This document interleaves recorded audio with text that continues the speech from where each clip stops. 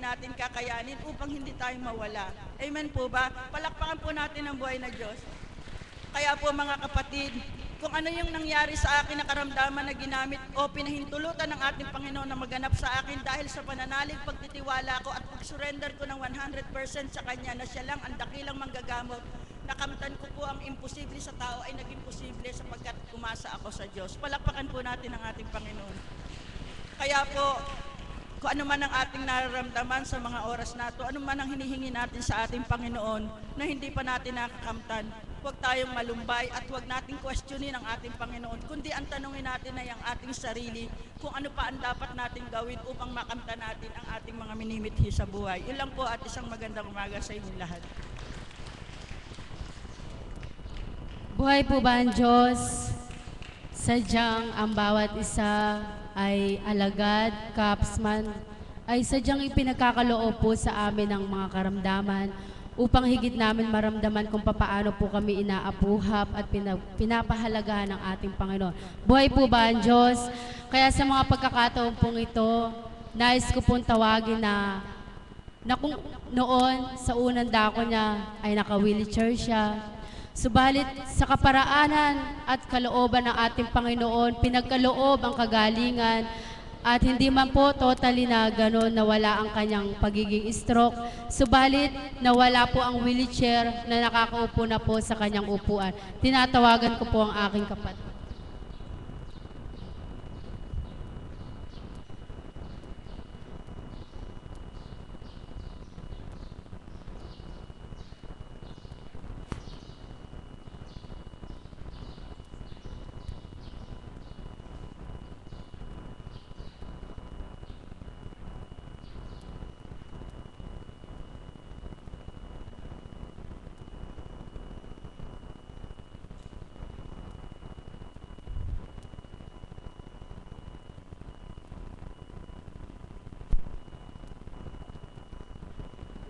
Good morning po sa inyo lahat. Ay, ang kadalasan ko po dito.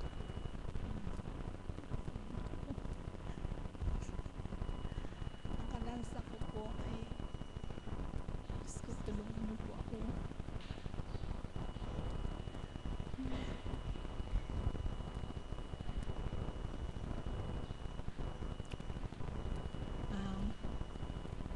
Hindi ko alam ang sasabihin ko eh.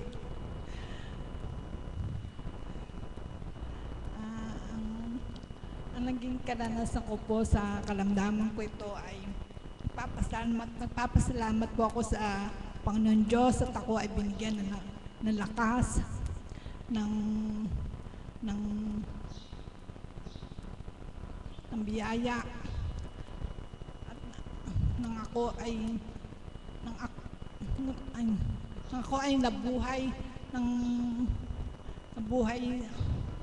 nabuhay ako dito sa mundo. Ay, sasabihin ko. Ako po ay basta po nagising ako ng 10 days din po ako daw nabuhay. 10 days akong, dahil 7 days po akong namatay. Tapos 3 days na po akong nabuhay. Tapos, doon po ay nagpapasalamat po ako sa Panginoon Diyos at binigyan pa ako ng buhay. Ay,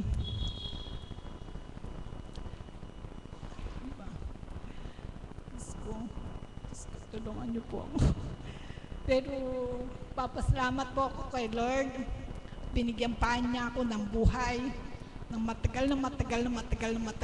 Gusto po ay ito ay gusto ko ay matagal na buhay ang bigay sa akin ng Panginoon Diyos. Papasalamat po ako kay Lord at di niya po binabayaan. Thank you po.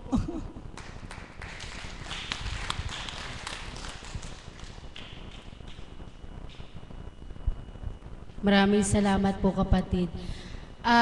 Nakikiusap po ang bawat isa na paki-off po lang ang cellphone sapagkat sa dakong internet po na nakikinig ay masakit po sa tenga nila sapagkat naka-headset po ang bawat isa. mga mahal na kapatid, na yamang rin lamang na inakay tayo sa dakong ito, na sumunod po tayo kung ano ang marapat, kung ano ang ikagaganda ng bawat isa. Hinihiling ko rin po sa mga dako na sa choir na kung mayroon naka-on po ang cellphone, at dito po sa dakong ito ay paki-off lamang po ang ating mga cellphone. Salamat po. At muli sa mga pagkakataon na ito, tinatawagan ko po ang aking kapatid na si Monet Cao.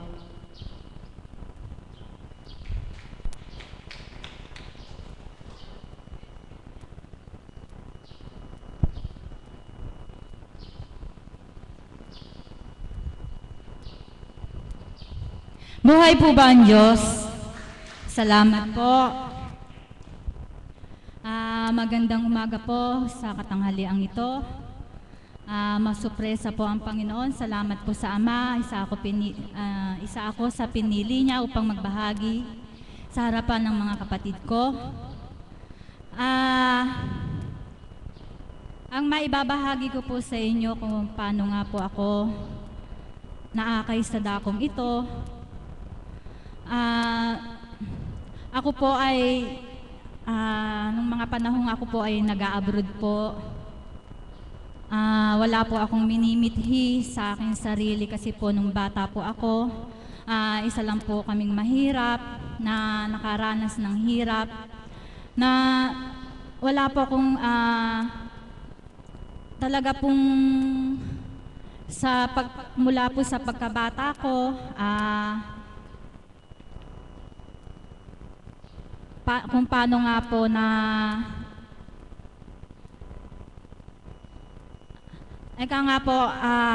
sa harapang nito ay magpakatotoo tayo.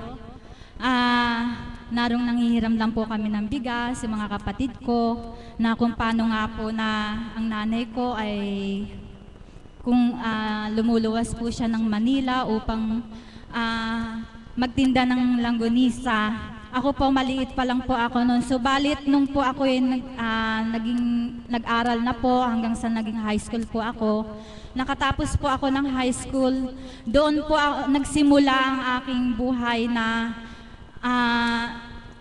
nag-abroad po ako bilang isang entertainer sa Japan, na kung paano inisip ko nga na sarili ko ay pag po ako ay nagtrabaho, ay yung pong dinanas ko ay hindi ko na madadanas nung ako po ay nag-a-abroad, hanggang sa yung pong mga talaga po pag nakakita ko ng mga mamahaling bagay, damit o anumang bagay, pag hindi ko po yung tinitigilan hanggat di ko po nabibili yun kahit mahal po siya. Sa panahon pong iyon, kasi nga po nagtatrabaho na ako, kumikita na po ako ng malaki, hindi ko po iniisip na magastos ko po kung magkano po, malaki man o maliit, hindi ko po iniisip yun. Wala po pa ako sa dakong ito nung pong ako pabalik-balik po ako sa Japan, hanggang sa nag-asawa po ako. Ayun nga po yung pong kapatid po ni Ate Mirnang na pangasawa ko dito po sa Bisal, San Pablo, hanggang sa nahinto po ako ng pag-Japan po, nagkaroon po kami ng anak, hanggang sa bumalik po uli ako noon. Pero po, hindi ko po alam na may Diyos na buhay. Ang alam ko lang po, yung pong lagi po akong humihiling sa Kanya, hiling ng hiling. Pero po, pag nakuha ko na po yung hiniling ko po sa Kanya, hindi ko po, bali nakakalimutan ko na naman po siya. Nagsisimba po ako pero bali wala po sa akin kasi po, puro pangsanlibutan nga po. Ganun nga po ang nagaganap sa akin. Pag meron lang po akong hinihiling, doon ko lang po siya naaalala. Hanggang sa makailang beses naman po akong makabalik-balik sa Japan. Dalawa na po anak namin noon. Hanggang sa hindi pa po ganito po yung dambana. Ano pa lang po ito, yung parang bahay po, tindahan. Inakay po ako dito sa pamamagitan ng aking hipag na sa Ate Mirna. Pero hindi ko pa, ayun nga po, hindi ko pa po kilala ang mahal na apo. Hanggang sa inayo po yung mahal na Divine Mercy sa tahanan ng aking hipag, na talagang dinaan-daanan ko lang po yun. Pero po nung pong mga ilang araw na pong nandun po sa tahanan ng aking kapatid na si Ate Mirna, na para po bang merong nag-iba sa akin kasi po, di po ba pag tayo wala pa sa Panginoon, nandun na po yung nagagalit tayo sa ating mga anak. Ang nararamdaman ko po, nagagalit po ako sa mga anak ko, nakahiga po ako sa isang sala set po. Alam niyo po, yung nararamdaman ko po, nagagalit po ako, pero ang salita ko po napakalumanay. Yung po bang, di po pag nagagalit tayo, humihiyaw po tayo. Pero sa akin po hindi, napakalumanay po nung pananalita ko po. Ngayon nga po, nung mga kukunin na po yung papanawag na po ang mahal na Divine Mercy, nakita po na, sabi nga po, andun na po ang mahal na apo, ang mga, konti pa lang po ang mga alagad nun. Sinabi po na Ate Cecil, nilagyan niyo ba ito ng langis? Sabi niya ganun. Sabi po nila Ate Mir na hindi po. Pero alam niyo po, yung Divine Mercy talaga pong naglalangis po yung Divine Mercy. Buhay po ba ang Diyos? Di po ba mahiwaga ang Panginoon? Ayun nga po, hanggang sa hinayo na po sa iba-ibang tahanan ang ating mahal na Divine Mercy. Hanggang sa kami po ay sumunod-sunod na. Nakaano na po ako noon, nakabook na po ako papuntang Japan. Waiting visa na lang po ako noon. Subalit sa pagsunod-sunod po namin sa Divine Mercy, ngayon meron po nung nabubuhay po ang mahal na Ate Irma, yung po ang binindisyon na ng mahal ng Banal na Espiritu sa katauhan ng ating mahal na Apo na upang sila ay magbindisyon. Hanggang sa kami po ay pumila-pila. Ngayon nga po, pero po ang nararamdaman ko po noon, ang ninanais ko po noon ay yung pong makaalis po ako. Pero po iba po ang naganap. Hanggang sa kami nagtuturan sa amin, iba na raw po yung aming nararamdaman. Hanggang sa binibigyan po kami ng mga rose, pinatatago po sa amin yun. Talaga pong iniingatan po namin yun. Hanggang sa nung pong bigla pong tumawag yung agency namin na na-cancel nga daw po yung booking ko, pero po hindi po ako nag-alinlangan. Hindi po ako nag-isip na babalik ako na mag-audition uli. Alam niyo po, ang pinili ko, ang maglingkod sa Panginoon. Alam niyo po, tunay nga pong buhay ang Panginoon, ang Diyos na buhay. So, yung pong mga panahon pong talaga pong kakaiba na po yung nararamdaman namin hanggang sa kami po ay dinadalisay ng Banal na Espiritu, na talaga pong nakakahiya po sa tao, na kung paano nga po pinapupunta kami sa kapitbahay, hanggang kami po pag po kami nananalangin, nabubuwal po kami. Iba po talaga yung kaloob noon, talagang mahirap po, dinadalisay po kami. Hanggang sa, ayun nga po, talagang sabi nga po, laging sinasabi ni Mami Beth na ilang taon na ipinagkaloob sa'yo na ikaw ay bigyan ng kabuhayan o magtrabaho sa ibang bansa o dito. Sa akin po, ganun din po ang tinuran sa akin, anak. Pinagkaloob ko na sa yung gusto mo. Tama na, ako naman ang paglingkuran mo. Buhay buwang Diyos. Kaya nga po nagpapasalamat ako sa Panginoon kahit na sa mga dinadanas namin ngayon na wala po kaming hanap buhay, subalit ang Panginoon po ang kumikilos sa amin. Hindi po namin inaalintana kami pahirapan ng aming mga manaka-naka po, nakakapag-isip po kami na napapanghinaan. Pero subalit ang Panginoon, andyan po ang Panginoon, talagang nakakapagnilay ka po. Talaga pong hiniling po namin sa Panginoon na huwag ipadama ang anuman lumbay, anuman bigat ng kalooban, kundi ang kagaanan ng kalooban at kapayapaan ang manahan sa amin. at ganun higit sa lahat, yung pong manahan sa amin ang kababaang loob.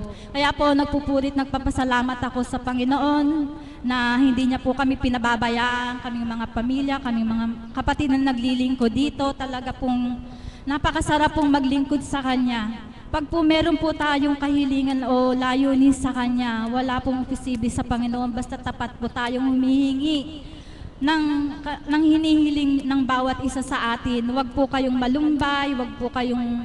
Kaya po, napaka talaga pong pag andyan lang po siya, na siya po ang ating sandigan. Totoo po yung sinasabi ni Tita Marina, siya ang sandigan natin. Siya ang tagapagtanggol natin. Wala na pong iba kundi ang Panginoon. Siya po ang tagapagligtas natin. Siya po ang gumagamot ng ating karamdaman. Siya po ang makapangyarihan sa lahat. Yun lang po at maraming salamat po.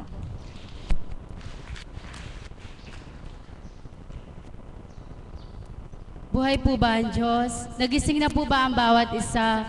Na nararamdaman ko po ang bawat isa ay sadyang may kaantukan na nararamdaman, mga kapatid. Sinasabi ko po sa inyo, buhay po ang Diyos sa dakong ito. Kaya gisingin po natin ang ating mga sarili upang higit nating maramdaman ang presensya ng ating Panginoon. Buhay po ba ang Diyos? Kaya sa mga pagkakataon pong ito, higit lalo gigisingin ang ating mga katawan. Tinatawagan ko po ang aming Mother of the House.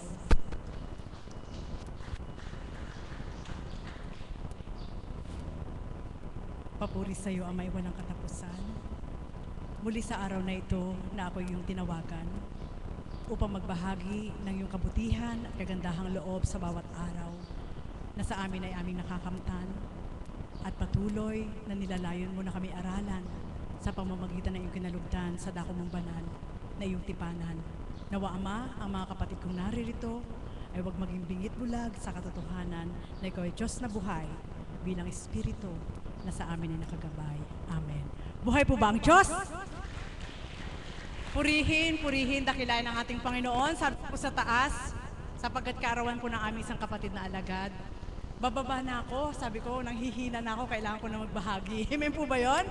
Alam niyo po, bawat araw, kung ating pong susuriin, sadyang napakabuti ng ating Panginoon sa kabila po ng ating mga pinagdaraanan. Wala man pong kaukulang tema ang ating kapatid. Subalit nais ko pong itutok nyo ang inyong isip at damdamin kaukulan sa mga hiwaga ng ating Panginoon. Paano siyang tumupad, paano siyang gumawa, at paano siyang sa tuwina ay nagbabahagi sa ating buhay. Amen po ba yun?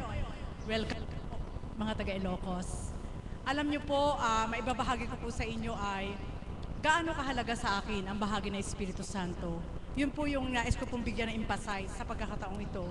Sapagkat sa aking pagsusuri sa bawat araw, sabi ko nga po, kanina po madaling araw, ngayon lang naganap sa akin, Mami Beth, hindi ko po naikwento sa inyo. Yung una kong panaginip noon tungkol sa ahas, naikwento ko po sa inyo, ito po yung pangalawa, na naikwento ko rin po sa mahal na apo, na sabi ko nga, ngayon lang naganap sa buhay ko bilang isang alagad na ako'y magkaroon ng panaginip na gininaw po talaga ako at gumamit ako ng comforter. Nasabi ni kapatid na Pearl, oh, bakit nakatalukbog ito? Baka mamaya yung alaga niyang bata hindi na makahinga. Alam niyo po, yun po yung hiwaga ng ating Panginoon na hindi ko malirip yung kaukulan na kami mga alagad ay inilagay sa isang lugar na patag. Subalit ang paikot nun is kabundukan. Ito pag nilayan niyo po ha, kung ito'y makatotohanan at katotohanan.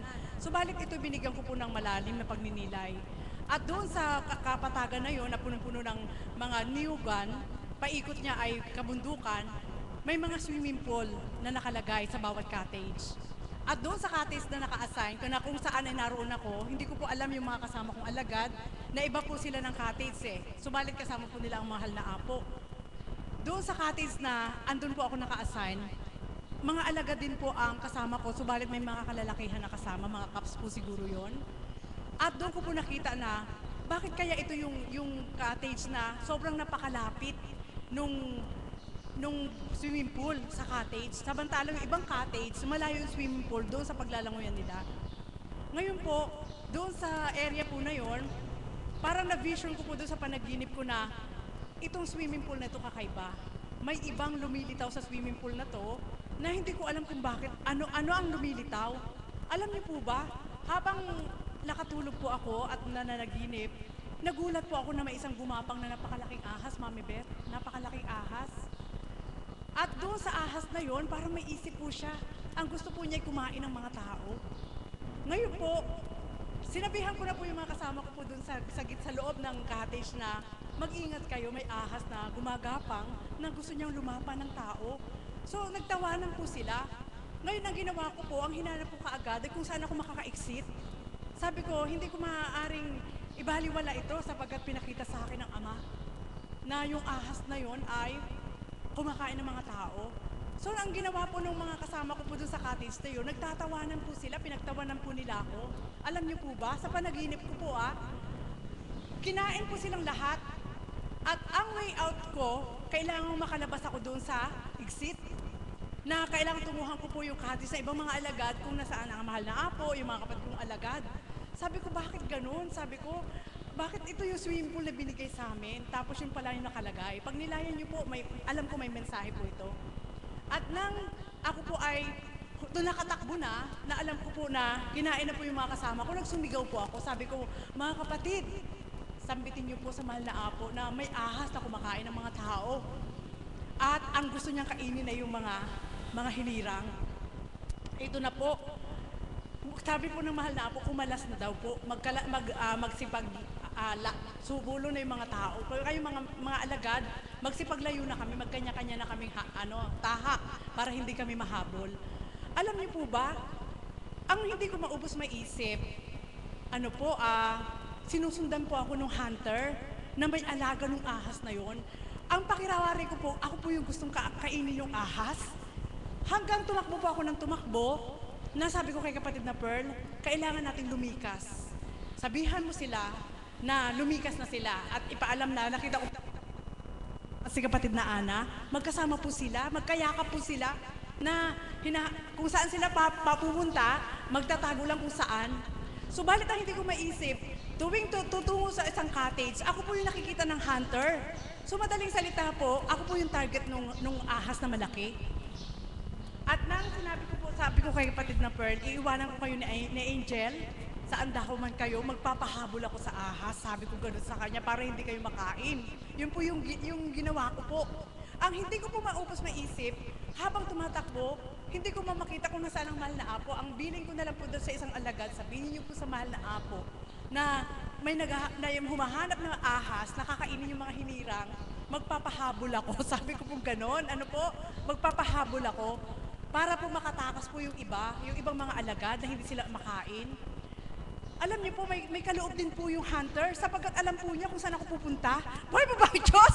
So madaling salita, alam ko po demonyo yun eh. Alam ko po demonyo po yun.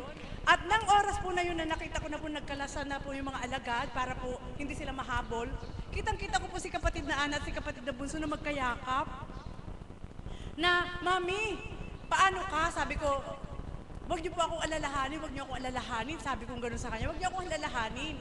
At kaya ko po akong harapin yung ahas na yan kasi ako yung target niya eh. Sabi ko po gano'n. Sabihan niyo lang po ang mahal na apo na idulog na lang ako.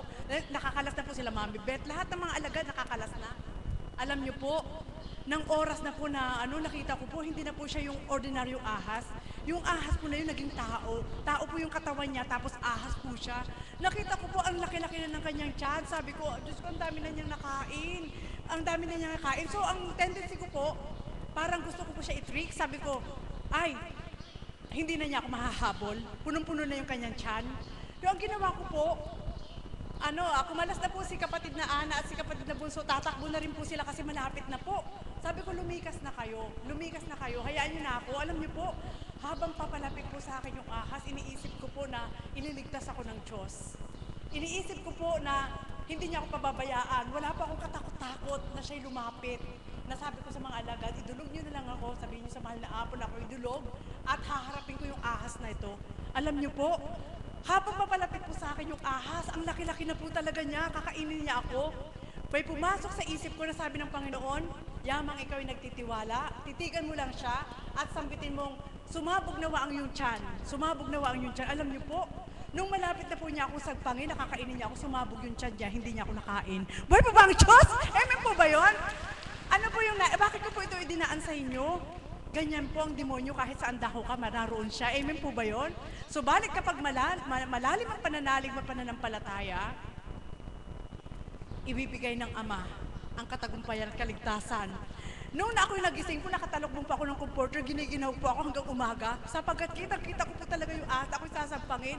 Ang mahalaga yung mga kapatid ko pong alagad nakalikas. At ako po yung naging pahain uli, Mami Beth, naging pahain po uli ako dun sa malaking ahas na yon. Subalit sa oras na ako'y dadambahin na niya, dahil sa panalangin po ng mga kapatid ko alagad, ng mahal na apo, sila kapatid na friend, iwanan ko kayo dyan lang kayo, magpapahabol ako sa kanya. Alam niyo po, hindi po niya ako nasagpang. Sumabog po ang kanyang tiyan, na ang dami pong lumabas ng mga taong nakain niya. Subalit wala pong nakain ng mga alagad. Buhay po ba ang Diyos? Amen po ba yun? Kasi madaling salita mga kapatid, doon po ako nakapagnilay na dito sa mundong ito, sadyang kalat na ang kamandag ni Satanas. Pagiging dapatin niyo po na sa pamamagitan ng Espiritu, ay manahan po kayo. Ang totoong Espiritu na magtuturo po sa inyo ng marapat, kung anong dapat yung panghawakan, kung anong dapat yung panaligan, kung anong dapat yung gawin. Sapagkat ito yung mga halaga. Na ang pasubalik, sabi ko kay kapatid na Pern, bakit ito? Pangalawa na to. Sabi ko, si demonyo yun. Tinignan na ng Ama ko hanggang sa pananalig mo. Sabi ko, subalit, pinakita po talaga ng Ama na sabi ko, simula sa dulo ng mga cottage kung saan nakatira mga alagad, nagalugad po yun. Sinusundan ako ng hunter at pinalikas na ng mahal na apo yung mga alagad para kumalat sila. Wala pong nakuha kahit isa. Subalit na ako po'y naging pain at malapit na ako mahanap. Sumabog po ang tiyan ng demonyo. Alam niyo po, yan po ang katotohanan mga kapatid. Bakit po kami sa dakong ito ay patuloy na nananalig na may Diyos na buhay na tagapagligtas? Buhay po ba ang Diyos? Sapagkat, yan po ang hiwaga, hindi natin kayang gawin bilang tao kung paano tayo makakatakas sa pagnanasa ng demonyo tayo kuhanin. Subalit dahil may Diyos Espiritu na sa bawat araw ay lumilingap, na sa bawat araw ay nagbabahagi ng karunungan, na sa bawat araw ay naghahasik ng aral sa mamagitan ating mahal na Apo Kunching, at kung ito po yung panghahawakan natin, ito na po yung tunay na sandata na ipinagkaloob ng Diyos sa ating lahat bilang mga tao upang huwag tayong maligaw. Buhay po ba ang Diyos? Amen po ba yun? At nawa po ang may mga karamdaman, kayo po na sa tuwinay naririto, huwag po nating sayangin.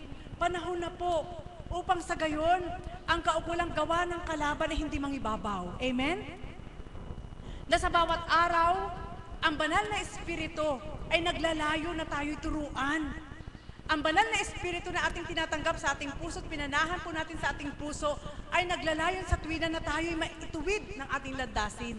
Ang banal na Espiritu na naghahasik ng katotohanan ang siyang magtuturo upang makayanan po natin kung paano makilaban sa hamon ng buhay dito sa mundong ibabaw. Buhay po ba ang Diyos? Kaya mga kapatid, yan po ang pinakamahalaga sa ngayon at sa susunod pang panahon. Sapagkat magiging walang kwenta ang katawang lupa ninyo kung mapapagaling ito na hindi nyo naman kilala ang Diyos Espiritu. Amen po ba yun? Buhay po ba ang Diyos? Sapagkat walang magiging mahusay na sandata at tanikala ng buhay mo kung hindi mo tatanggapin ang Diyos Espiritu. Amen po ba yun? Kaya mga kapatid, alam niyo po ba, simula ng ako po ay naging